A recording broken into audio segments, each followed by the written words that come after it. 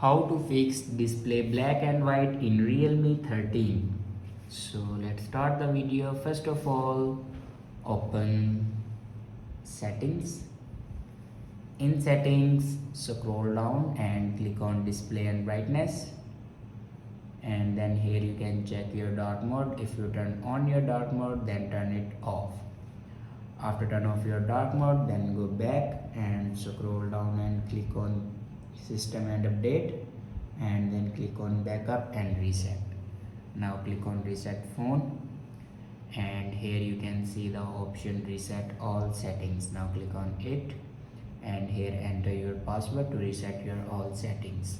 After reset all the settings, then go back and click on erase all data. Now here enter your password to erase all data. Erase all data basically means factory data reset. It will remove all the data in your device like photos, videos, documents.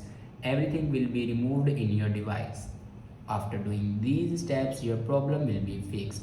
I hope this video is helpful for you. Thanks for watching.